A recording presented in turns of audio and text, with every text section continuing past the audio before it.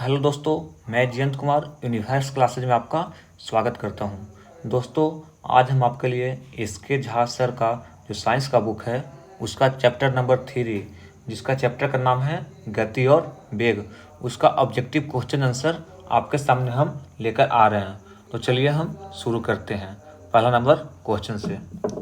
एक पिंड वेग u से ऊर्ध्वाधर ऊपर फेंका जाता है।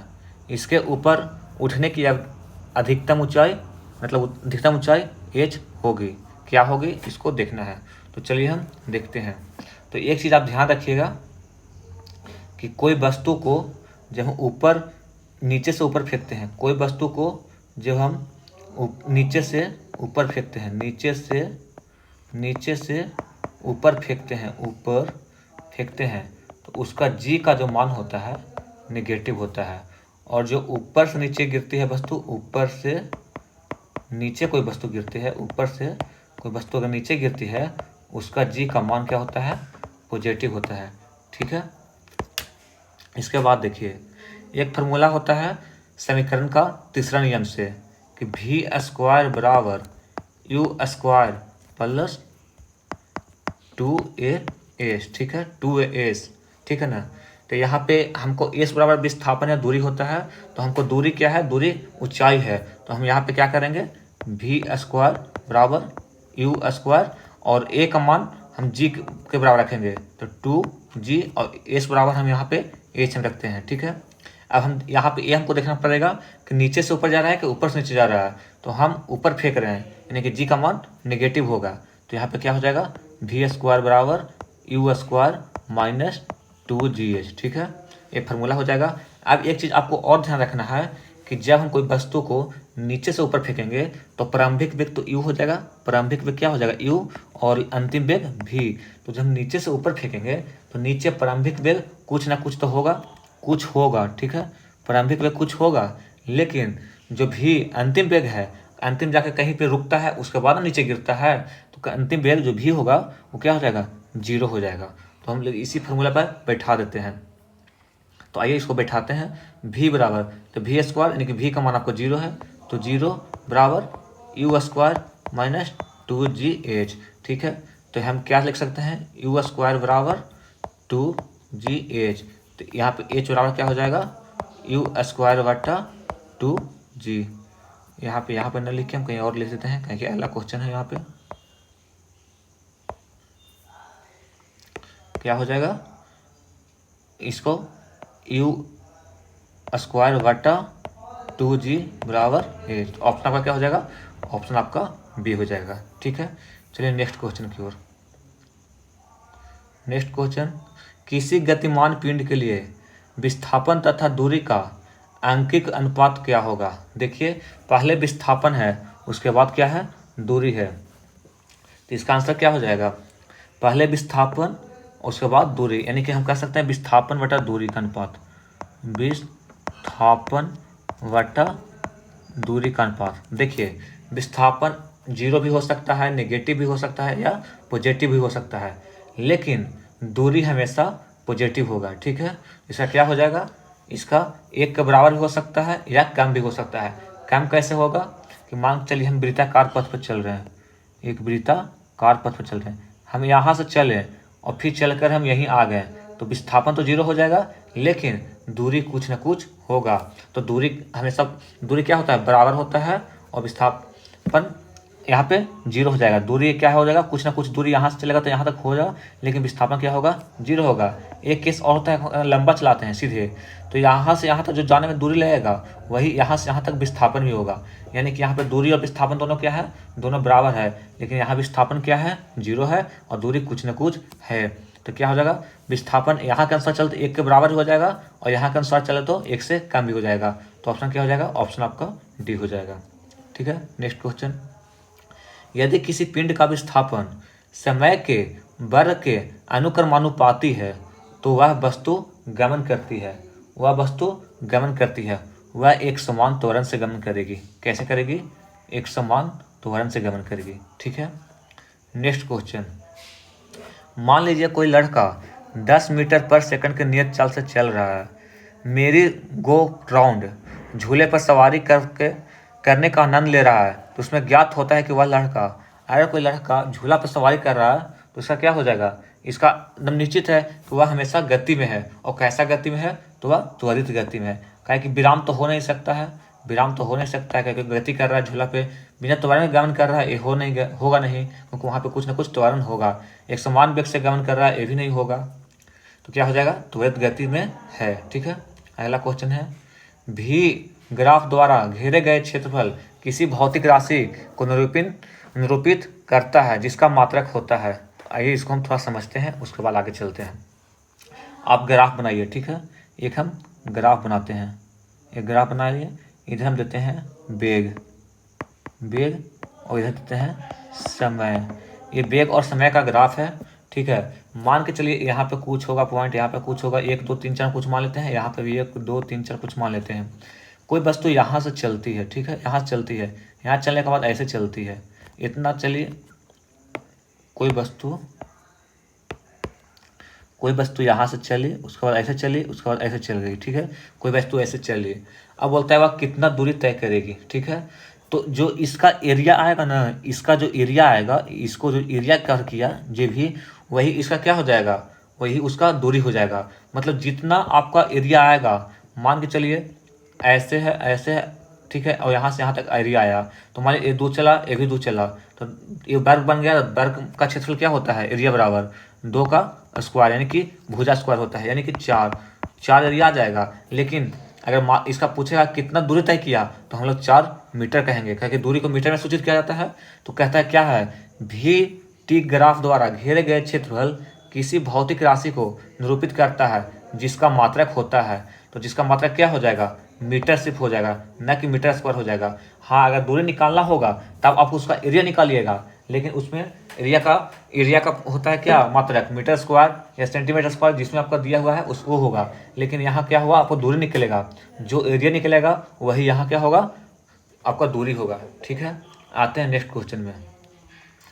छठा क्वेश्चन है, दिए गए भी टी ग्राफ से यह निष्कर्ष निकाल सकते हैं कि पिंड, मतलब ये पिंड क्या कर रहा है। ठीक है, तो आइए थोड़ा सा हम ग्राफ को समझ लेते हैं। थोड़ा सा हम अच्छे से ग्राफ समझाते हैं कि आपको हमेशा के लिए याद हो जाएगा। ग्राफ 2 प्रकार का होता है, हम दोनों ग्राफ यहाँ पे बना देते हैं। ठीक है, ये आपका वेग और समय का ग्राफ है, ये आपका वेग और समय का ग्राफ है। ठीक है, वेग और समय का ग्राफ है। ये आपका विस्थापन और समय का ग्राफ है, विस्थापन और समय का ग्राफ है। ठीक है, तो अगर हम, ये हो गया वेग और समय का ग्राफ, ये हो गया विस्थापन और समय का ग्राफ आपसे 2 ही पूछेगा। ठीक है, तो अगर एक लाइन 20 से ऐसे निकलती है, 20 से ऐसे सीधा जाती है, ठीक है ना, तो इसको हम बोलेंगे क्या, कि वेग और जहाँ समय दोनों आएगा वहाँ त्वरण की बात होगा। जहाँ वेग और समय आएगा वहाँ क्या चीज़ का बात होगा, त्वरण का बात होगा। क्यों होगा त्वरण का बात, क्योंकि त्वरण बराबर होता है v - u/t।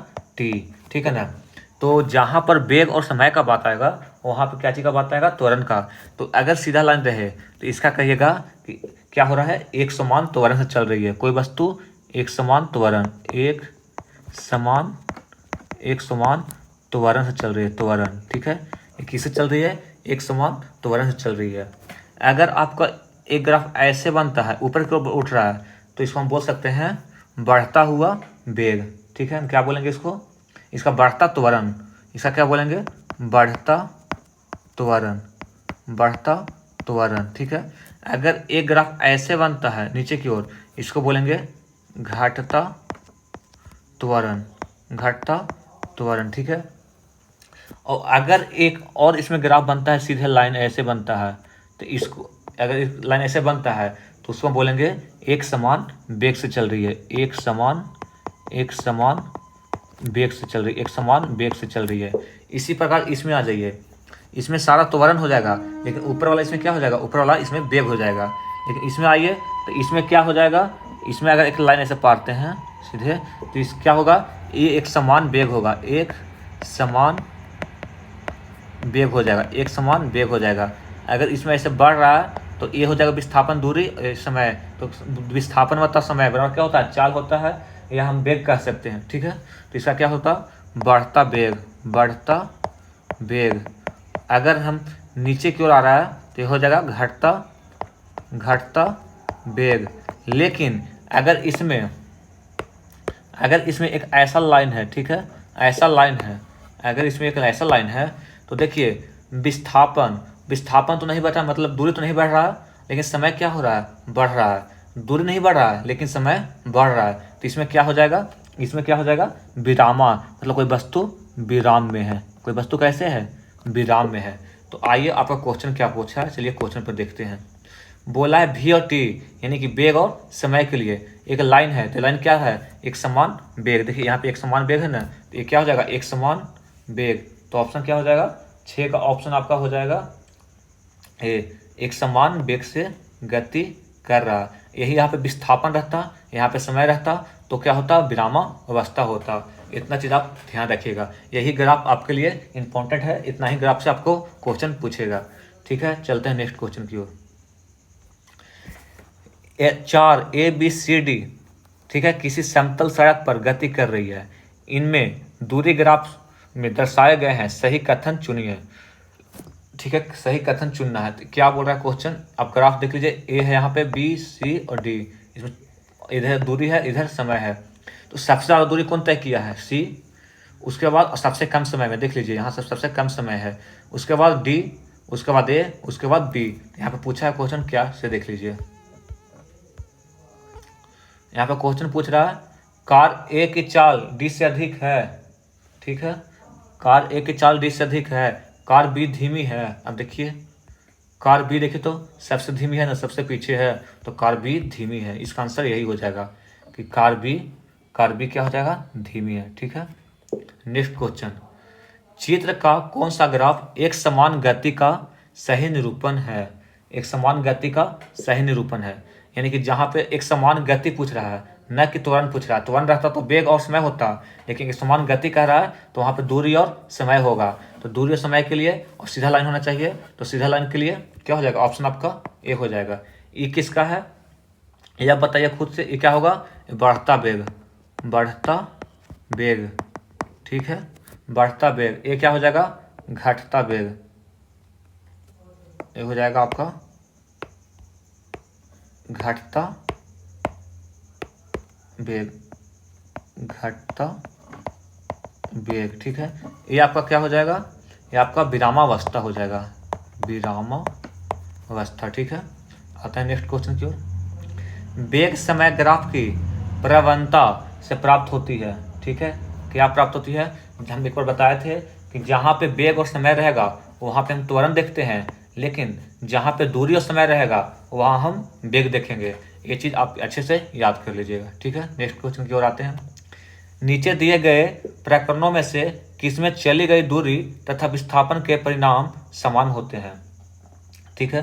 तो यदि कार सीधी सड़क पर गमन कर रही है, हम आपको ऊपर बताए थे कि अगर हम सीधी सड़क पर चलते हैं तो जितना इसमें दूरी होगा वही उतना विस्थापन होगा। लेकिन अगर वृत्ताकार पर चल रहे हैं, वृत्ताकार या गोलाकार पर चल रहे हैं, तो दूरी यहाँ से चलेगा तो कुछ ना कुछ दूरी होगा, लेकिन विस्थापन क्या हो जाएगा, जीरो हो जाएगा, कि जहाँ से चल रहे हैं वहीं पे आकर रुक रहे हैं। तो ऑप्शन आपका क्या हो जाएगा, ऑप्शन आपका ए हो जाएगा, ठीक है। नेक्स्ट क्वेश्चन, सरल रेखीय पथ के अनुदिश त्वरित गति में गतिमान किसी पिंड के लिए नीचे दिए गए कथनों में से कौन सा सही नहीं है, ठीक है। तो इसका क्या हो जाएगा, इसकी चाल परिवर्तित होती रहती है, ये आपका गलत है। इसका वेग सदैव परिवर्तित होती है, ये भी आपका गलत है। इसका यह सदैव पृथ्वी से दूर जाता है, ये आपका सही हो जाएगा। सॉरी एक मिनट, क्वेश्चन क्या पूछा है, क्वेश्चन नहीं देखें, क्वेश्चन क्या पूछा, क्वेश्चन पूछा है सरल रेखीय पथ के अनुदिश त्वरित गति में गतिमान किसी पिंड के लिए नीचे दिए गए कथनों में सही नहीं है, यहाँ पे आपको नहीं देखना है, ठीक है। सरल रेखीय पथ में इसकी चाल परिवर्तित होती है, अगर अनुदिश त्वरित होगा, जब त्वरित होगा तो इसका पता है कि रेखीय पथ भी अनुदिश गति के गतिमान किसी पिंड को नीचे दिए गए कथनों में सही नहीं है। इसकी चाल परिवर्तित होती रहती है, हाँ इसका चाल परिवर्तित होती रहती है। इसका वेग भी हमेशा परिवर्तित होती रहती है। यह सदैव पृथ्वी से दूर जाता है, ये आपका गलत है, ठीक है। इस पर सदैव एक ही बल कार्य करता है। हाँ, इस पर एक ही बल कार्य करता है। आपका सी आंसर आपका सही हो जाएगा। ठीक है, आते हैं नेक्स्ट क्वेश्चन की ओर। नकारात्मक त्वरण निम्न में से किसकी दिशा के विपरीत होता है? तो नकारात्मक त्वरण किसके विपरीत हो जाएगा? तो ये हो जाएगा वेग के। नकारात्मक त्वरण, अब देखिए नकारात्मक त्वरण का मतलब क्या होता है? जहाँ पे आपका प्रारंभिक वेग अधिक हो, मतलब कोई गाड़ी 50 से चल रहा है, 50 मीटर पर सेकंड, मान 30 मीटर पर सेकंड से चल रहा है, और वो फिर लास्ट उसका 20 मीटर पर सेकंड हो गया, मतलब 50 से शुरू किया और रुका 20 पर, तो क्या हो जाएगा? वो मंदन की ओर चल रहा है। ठीक है, तो वही क्या होता है? नकारात्मक त्वरण। नकारात्मक त्वरण को ही क्या कहते हैं? मंदन कहते हैं। तो इसका आंसर क्या हो जाएगा? वेग हो जाएगा। ये सारा आपका पूछा हुआ क्वेश्चन है। देखिए आरआरबी एएलपी टेक्नीशियन 2018 का पूछा हुआ क्वेश्चन है। ठीक है, 13 नंबर क्वेश्चन। व्यवस्थित वस्तुओं की वह प्रवृत्ति जो उसे स्थिर या समान गति से गतिमान रहने के लिए प्रवृत्त करता है वह कहलाता है। तो इसका आंसर क्या हो जाएगा? इसका आंसर हो जाएगा जड़त्व। जड़त्व का नियम है क्या चीज़? अगर रुके हुए हैं तो चलना स्टार्ट करिएगा तो पीछे की ओर झुकिएगा, अगर चल रहे हैं तो एक वेग ब्रेक लगाइएगा तो आगे की ओर झुकिएगा, यही नहीं जड़त्व कहता है। ठीक है, नेक्स्ट क्वेश्चन की ओर आते हैं। यदि किसी वस्तु द्वारा तय की गई दूरी शून्य हो, ठीक है, तो विस्थापन कितना होगा? ठीक है, तो विस्थापन कितना होगा? तय की गई दूरी क्या हो गया? शून्य हो गया। अगर तय की दूरी शून्य हो जाएगा, अगर दूरी शून्य है, मान चलिए यहाँ से यहाँ तक दूरी शून्य है, तो उसका विस्थापन क्या हो जाएगा? जब दूरी शून्य है तो विस्थापन भी शून्य हो जाएगा, सीधा सीधी। ठीक है, तो ऑप्शन आपका बी हो जाएगा। चलिए नेक्स्ट क्वेश्चन में आते हैं। अगला क्वेश्चन है, विस्थापन के परिवर्तन को दर के क्या कहते हैं? तो विस्थापन के परिवर्तन को दर के हम क्या कहते हैं? वेग कहते हैं। ठीक है, नेक्स्ट क्वेश्चन, किसी पिंड का वेग स्वरूप कहा जाता है जब क्या होगा? वेग का सिर्फ मान नियत हो, ये गलत है। वेग का सिर्फ दिशा नियत हो, ये भी आपका गलत है। वेग का मान और दिशा दोनों नियत हो, ये आपका बिल्कुल सही है। वेग का मान और दिशा दोनों परिवर्तनशील हो, ये भी आपका गलत हो जाएगा। ठीक है, तो ऑप्शन आपका सी हो जाएगा। तत्कालिक वेग और औसत वेग का बराबर होते हैं जब वस्तु, तत्कालिक वेग और औसत वेग बराबर कब होगा? जब वस्तु मतलब शून्य त्वरण से चल रही है। त्वरण कितना हो रही है? शून्य से चल रही है। अब कहिए कैसे? मान के चलिए कोई गाड़ी 2 से चल रही है, यहाँ पे भी 2 ही से चल रही है, यहाँ पे भी 2 ही से चल रही है, मतलब कोई एक्सीलरेटर नहीं दिया जा रहा है, मतलब स्पीड यहाँ मान लीजिए यहाँ 20 किलोमीटर पर घंटा चल रहे थे, यहाँ भी 20 किलोमीटर चल रहे हैं, यहाँ भी 20 किलोमीटर पर घंटा चल रहे हैं, तो यहाँ पे क्या होगा? त्वरण दम शून्य हो जाएगा, क्योंकि जो भी रहेगा वही यू रहेगा, दोनों आपस में क्या है? बराबर है। तो त्वरण बराबर क्या हो जाता है? v माइनस यू बटा टी। ठीक है, नेक्स्ट क्वेश्चन, किसी पिंड का विस्थापन समय के समानुपाती पाया जाता है। पिंड का, तो इसका आंसर हो जाएगा वेग के समरूप। किसका समरूप? वेग के समरूप। ठीक है, मुक्तावस्था में गिरते हुए एक पिंड द्वारा तय की गई दूरी समानुपाती होती है। तो ये होता है गिरने के समय के वर्ग के। ठीक है, गिरने के समय के वर्ग के। गति का दूसरा नियम खाली स्थान और समय के बीच संबंध देता है। तो गति के 3 नियम है। ठीक है, 3 नियम आप देख लीजिए। 3 नियम, गति का 3 नियम भी है और इसका 3 समीकरण भी है। तो आप 3 नियम आप याद कर लीजिएगा कहीं से, हम 3 समीकरण यहाँ पे बता दे रहे हैं। तो 3 समीकरण क्या है? v बराबर, पहला समीकरण u प्लस 8t। ठीक है, दूसरा क्या है?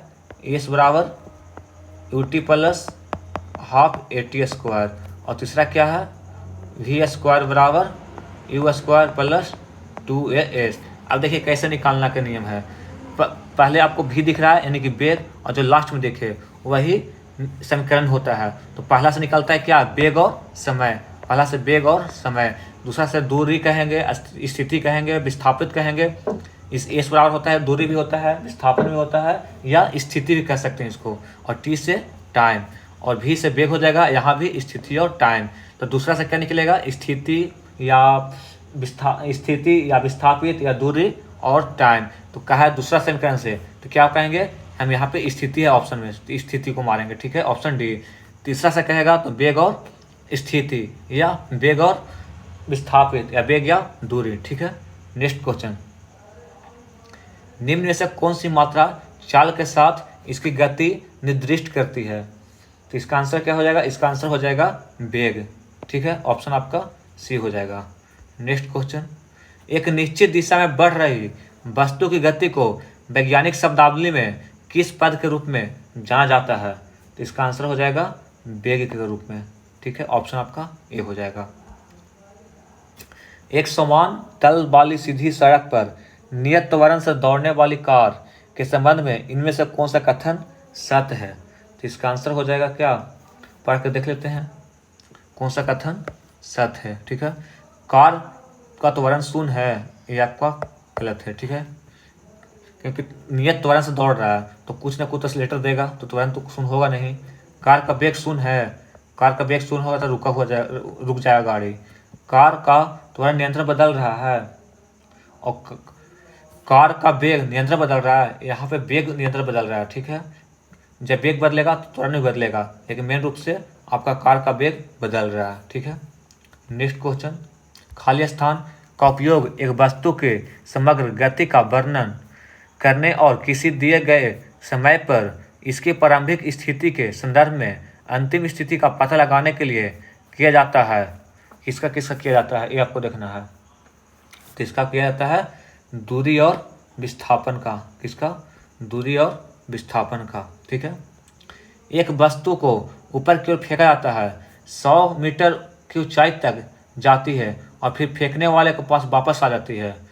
खाली स्थान है। अब देखिए इसका ऑप्शन, देखिए कोई वस्तु हम नीचे से ऊपर फेंकते हैं, ठीक है, और ऊपर फेंकने के बाद फिर आप ही के पास आ गया, तो इसका ऑप्शन क्या कहता है उसके अनुसार देखेंगे। ठीक है, आइए इसका ऑप्शन देख लेते हैं। वस्तु की वास्तविक विस्थापन 50 मीटर, ये आपका गलत हो जाएगा। वस्तु द्वारा तय की गई दूरी शून्य होगी। वस्तु का वास्तविक विस्थापन 100 मीटर, वास्तविक विस्थापन शून्य होगा। ये आपका सबसे ज़्यादा इंपॉर्टेंट है, क्या कि जो वस्तु जहाँ से जाती है वहीं पर वस्तु आ जाती है, तो इसका विस्थापन क्या हो जाएगा? शून्य हो जाएगा। ठीक है, यदि कोई वस्तु समान समय अंतराल में असमान दूरी तय करती है तो इसे कहा जाता है, तो इसे क्या कहा जाता है? असमान गति। कैसा गति? तो यह असमान गति है। ठीक है, नियंत्रण शक्ति प्रदान करने वाली किसी मशीन के द्वारा कोई पिंड एक सरल रेखा पर चलाया जाता है तो 30 सेकंड में पिंड द्वारा तय की गई दूरी निम्न के समानुपाती होगी। तो इसका हो जाएगा T⁴/2। ऑप्शन क्या हो जाएगा? ऑप्शन आपका डी हो जाएगा। नेक्स्ट क्वेश्चन, किसी वस्तु का त्वरण इसके खाली स्थान में प्रति इकाई समय में हुआ परिवर्तन होता है, तो इसका आंसर हो जाएगा वेग। वेग परिवर्तन के क्या था? किसी वस्तु का त्वरण इसके वेग में प्रति इकाई समय में हुआ परिवर्तन है। ठीक है, अगला क्वेश्चन है, समय के साथ किसी वस्तु का वेग दिखाने वाले ग्राफ को कहा जाता है। किसके साथ दिखा रहा? समय और वेग को। समय और वेग को, इसका आंसर क्या हो जाएगा? वेग समय ग्राफ। ठीक है, और वेग समय ग्राफ किसको दिखाता है? तो ये त्वरण को दिखा रहा है, एक्सीलरेटर को दिखाता है। ठीक है ना। घनत्व त्वरण का अर्थ है, मतलब घनात्मक त्वरण का अर्थ है। क्या अर्थ है? तो आइए देखते हैं। घनात्मक कब होगा? वस्तु का वेग कम होगा, तो वस्तु का वेग कम होगा तो यहाँ ऋणात्मक हो जाएगा, यानी कि मंदक हो जाएगा। वस्तु का वेग स्थिर रहेगा तो यहाँ पर 0 हो जाएगा। ठीक है, वस्तु का वेग बढ़ेगा तभी होगा, अगर वस्तु का वेग शून्य हो जाएगा तो यहाँ पर 0 हो जाएगा। ठीक है, क्योंकि त्वरण बराबर होता है क्या? v-u/t, तो हमेशा बढ़ेगा तभी होगा। गति का द्वितीय समीकरण क्या है? तो द्वितीय समीकरण हम क्या बताए थे? s = ut + ½ at², यानी कि आपका ऑप्शन ए हो जाएगा। ठीक है, ये नहीं, ½ at² होता है, तो ए में नहीं, इसमें हो जाएगा at²। ऑप्शन आपका डी हो जाएगा। ठीक है ना। ये आपका पहला समीकरण दिखाता है, फर्स्ट समीकरण। सेकंड समीकरण दिखाता है सेकंड समीकरण तो यही दिखाता है s = ut + ½ at², और थर्ड दिखाता है u² = v²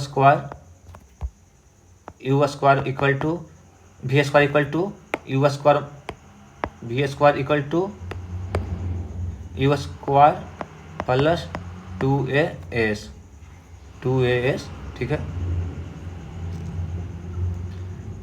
क्या हो जाएगा? v² = u² + 2as। ठीक है, ये हो जाएगा थर्ड आपका।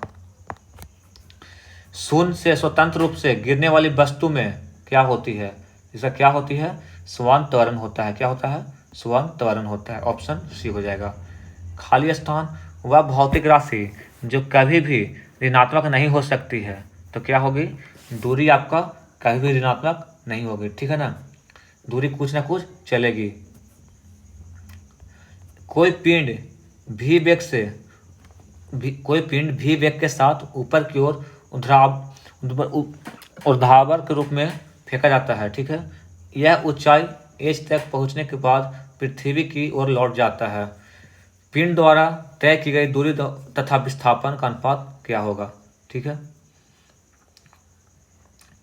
देखिए, कोई पिंड भी वेग से ऊपर जा रही है, ठीक है, भी वेग से ऊपर जा रही है, ठीक है ना, एच ऊंचाई तक पहुंची, भी वेग से ऊपर गई, एच ऊंचाई तक पहुंची, वापस पृथ्वी पर आ जाती है, यानी कि वापस पृथ्वी पर आ जाती है, यानी कि कहेंगे कि यहाँ से कोई वस्तु ऐसा चल रहा और यहीं वापस आ जाता है, तो कहता है दूरी और विस्थापन का अनुपात। तो दूरी जाने वाने में जो लगा दूरी, वो दूरी होगा, मान चले x दूरी है, तो x प्लस x जाने में लगा तो कितना हो जाएगा, दूरी हो जाएगा 2x, ठीक है। और विस्थापन क्या हो जाएगा, जहाँ से गया वहीं से आ गया, तो यानी कि 0। तो कोई भी संख्या में 0 से भागा देंगे तो क्या हो जाएगा, अनंत होता है या इन्फिनेटिव होता है, तो इसका आंसर क्या हो जाएगा, इन्फिनेटिव, ठीक है। ऑप्शन आपका डी हो जाएगा। किसी पिंड के वेग समय का ग्राफ सरल रेखा में आता है तथा मूल बिंदु से गुजरते हुए एक्स अक्ष को छूता है, तो पिंड गतिशील है, ठीक है। तो पिंड कैसे गतिशील है, समान त्वरण में। कैसे, समान त्वरण में। आइए नेक्स्ट क्वेश्चन की ओर। अगला क्वेश्चन है, किसी वाहन का गति माप यंत्र बताता है, उसकी क्या बताता है, तो उसके तक्षणिक चाल, क्या बताता है, तक्षणिक चाल, ठीक है। नेक्स्ट क्वेश्चन, एक पिंड u वेग से ऊर्ध्वाधर रूप में एक फर्श से टकराता है, उसकी तथा उसी गति से उछलता है, गति में परिवर्तित होगा, तो गति में क्या परिवर्तित होगा, तो गति में अगर u से ऊपर जाती है तो tu से माइनस tu से परिवर्तित होता है, ठीक है। ऑप्शन आपका डी हो जाएगा। एक समान वृत्तीय गति में क्या होता है, एक समान वृत्तीय गति में क्या होता है, चाल अचर होगा, चाल कैसा होगा, अचर हो जाएगा, ठीक है, और वेग चर होगा, ठीक है। चाल कैसा होगा, अचर होगा और वेग चर होगा, ठीक है। मोटरसाइकिल ए एंड बी के दूरी समय ग्राफ को पता चलता है कि, आइए क्या इसका बताना है, एक समान वेग से चल रही है किंतु बी नहीं, ए एक समान वेग से चल रही है नहीं, ये आपका गलत हो जाएगा, ठीक है। पूरी दूरी में बी की अपेक्षा ए अधिक वेग चली है, पूरी दूरी में बी की अपेक्षा ए अधिक वेग से चली है, पूरी दूरी में बी ए की अपेक्षा अधिक वेग से चली है, नहीं, ए अधिक वेग से नहीं चली है, ठीक है। तीसरा है, पूरी दूरी तक ए की अपेक्षा बी अधिक गति से चली है, ठीक है। तीसरा क्या कहता है, पूरी दूरी में ए की अपेक्षा बी अधिक वेग से चली है।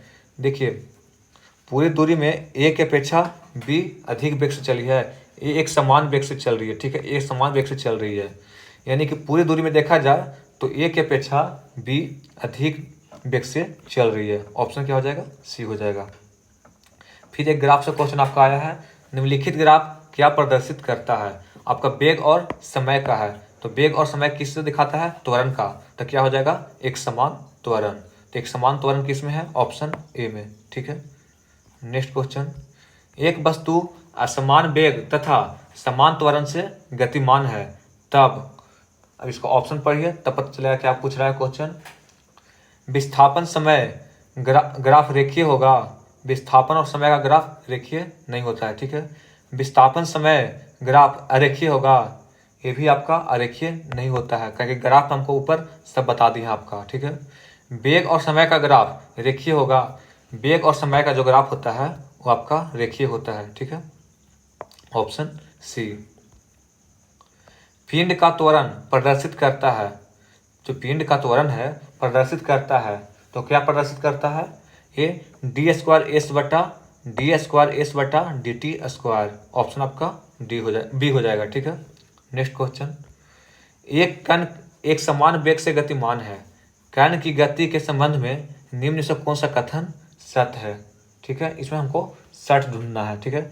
इसकी चाल शून्य है, नहीं चाल कुछ तो होगी, ठीक है, क्योंकि समान वेग से गतिमान है। समान वेग से गतिमान कहे तो मतलब अगर 40 का स्पीड में चल रही है तो हमेशा 40 का स्पीड में चलेगी। तो यहाँ कि भी यहाँ पे क्या हो जाएगा, यू भी 40 से रहेगा और भी क्या हो जाएगा 40। जब तक यू और भी चेंज नहीं होगा तब तक त्वरण चेंज नहीं होगा। अगर यू और भी बराबर होगा तो त्वरण क्या हो जाएगा, त्वरण आपका 0 हो जाएगा, ठीक है। तो कहता है कि समान वेग से चल रही है, तो समान वेग से चल रही है तो यानी कि इसका त्वरण क्या हो जाएगा, त्वरण 0 हो जाएगा। इसका फॉर्मूला जानते ही हैं, v माइनस यू बटा टी बराबर ए, ठीक है। आइए नेक्स्ट क्वेश्चन की ओर। अगला क्वेश्चन आपका क्या है, गति का तीसरा नियम से क्याची का, देखिए किसे गया क्वेश्चन नंबर आपका 44 न था, क्वेश्चन नंबर 44, हाँ। गति का तीसरा नियम खाली स्थान और वेग के बीच संबंध प्रदान करता है, ठीक है। तो हम आपको सब बताए थे कि पहला समीकरण क्या दिखाता है, दूसरा क्या दिखाता है, तीसरा समीकरण क्या दिखाता है। एक बार और फिर से देख लीजिए जिससे आपको याद हो जाएगा, ठीक है। तो पहला आपका क्या दिखाता है, पहला आपका v बराबर क्या दिखाता है, u प्लस ए टी, ठीक है। सेकंड दिखाता है s बराबर u t plus half a t square, और तीसरा क्या दिखाता है v square equal to u square plus 2as। अब देखिए फर्स्ट और लास्ट वाला को आप चूज करिए। तो फर्स्ट पहला में क्या है v, तो v से हो जाएगा वेग और t से समय। तो पहला क्या दिखाएगा वेग और समय, दूसरा में s है और लास्ट में t है, तो s से क्या हो जाएगा विस्थापन या दूरी या स्थिति, और t से समय, ठीक है। और तीसरा क्या है v और s, फर्स्ट में v और लास्ट में s। तो v क्या दिखाएगा, v दिखाएगा आपका वेग और s क्या दिखाएगा स्थिति या दूरी या विस्थापित। तो इसका आंसर क्या हो जाएगा, तीसरा नियम दिखाता है वेग और, तो वेग और स्थिति, ऑप्शन क्या हो जाएगा, ऑप्शन आपका ए हो जाएगा, ठीक है। आइए नेक्स्ट क्वेश्चन, समान त्रिज्या की एक लोहे की गेंद व लकड़ी की गेंद निर्वात में h ऊंचाई से गिराया जाता है, दोनों को पृथ्वी तक पहुंचने में लगा समय क्या होगा। देखिए निर्वात में वहाँ पे हवा ये सब कुछ भी नहीं रहता है, तो वहाँ पे कोई भी वस्तु गिराइएगा, चाहे लोहा हो चाहे रुआ हो या सोना चांदी कुछ भी गिराइएगा, तो वहाँ गिराई जाती है तो जो समय लगता है वो लगभग सबका समान लगता है, यानी कि इसका आंसर क्या हो जाएगा, इसका आंसर हो जाएगा बिल्कुल समान, ठीक है, लगभग नहीं बिल्कुल समान। गति को सर्वप्रथम किसने परिभाषित किया, तो सबसे पहले किसने परिभाषित किया था, गैलीलियो ने, ठीक है, ऑप्शन आपका ए हो जाएगा। गति का पहला समीकरण किसके और किसके बीच में दिखाता है, तो क्या होता है, पहला फॉर्मूला क्या है, v बराबर u plus a t, v बराबर यू प्लस ए टी, ठीक है, v equal to u plus a t. तो वेग और समय किस में है, तो ऑप्शन आपका बी हो जाएगा, ठीक है। अगला क्वेश्चन, गति का दूसरा समीकरण किसके बीच में दिखाता है, तो इसका क्या हो जाएगा, s बराबर u t plus half a t square, यानी कि स्थिति और समय। तो स्थिति और समय किस में है, यानी कि ऑप्शन बी में है, स्थान या समय, ठीक है। आज का लास्ट क्वेश्चन है जो न्यूमेरिकल है, ठीक है। देखिए क्या है, एक कण स्थिति अवस्था में शुरू होने के बाद 20 सेकंड के लिए स्थिर त्वरण का अनुभव करता है, ठीक है। यदि आप पहले 10 सेकंड में 101 और शेष 10 सेकंड में x2 दूरी तय करता है तो निम्नलिखित में से कौन सा सही है। तो चलिए हम देखते हैं। सबसे पहले हम उसी में टोटल समय कितना दिया है, टोटल समय आपका दिया है पहले 20 सेकंड, ठीक है, 20 सेकंड, ठीक है ना। और दूरी मान, चलिए हम दूरी मानते हैं, पूरा दूरी जो पूरा 20 सेकंड में चलेगा पूरा दूरी x मान लेते हैं, ठीक है। पूरा दूरी कितना मान लिए हैं, x मान लेते हैं। और बोला है स्थिर अवस्था, यानी कि स्थिर अवस्था से तो u क्या हो जाएगा, u आपका 0 हो जाएगा। तो चलिए हम ये तीनों फॉर्मूला किस में करेगा सूटेबल, तो इसमें करेगा दूरी बराबर s बराबर u t plus half a t square. तो s बराबर क्या हो जाएगा, दूरी कितना है x है, दूरी क्या हो जाएगा x हो जाएगा, u कितना हो जाएगा, u हम 0 मानेंगे तो ये तो पूरा 0 हो जाएगा, प्लस हाफ ए हो जाएगा कितना, a का मान ए का मान हम यही छोड़ देते हैं क्योंकि ए का मान नहीं पता है हमको कुछ। और टी का समय कितना है 20 गुना 20, तो एक्स बराबर क्या हो जाएगा 202 10 बार में, यानी कि 200 ए बराबर क्या हो जाएगा 200 ए। ठीक है, उसके बाद क्या कहता है पहला 10 सेकंड x1 तथा शेष 10 सेकंड में x2 दूरी तय करता है।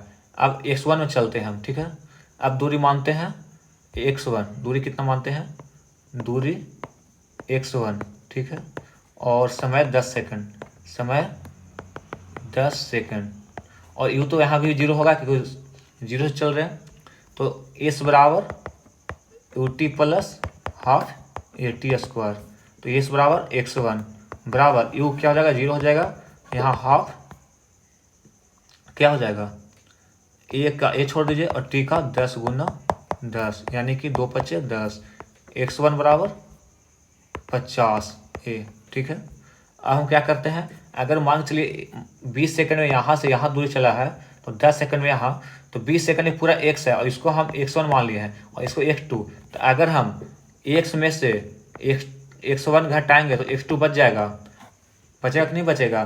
तो x1 कितना, x बराबर कितना दिया हुआ है, x बराबर आपका 200 दिया हुआ है, 200 ए माइनस x1 बराबर 50 ए बराबर x2, तो x2 बराबर क्या हो जाएगा आपका 150 ए।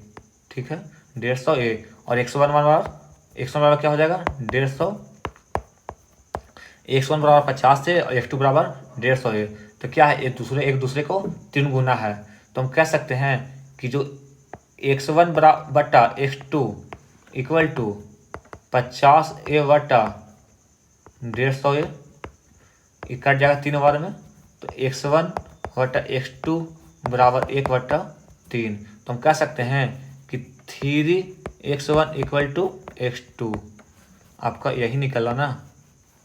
ठीक है, तो ऑप्शन देख लीजिए, ऑप्शन क्या हो जाएगा x2 बराबर 3x1 है, देखिए यहाँ x2 बराबर 3x1, x1 बराबर क्या हो जाएगा आपका x2 बराबर 3x1, ऑप्शन आपका क्या हो जाएगा, ऑप्शन आपका डी हो जाएगा।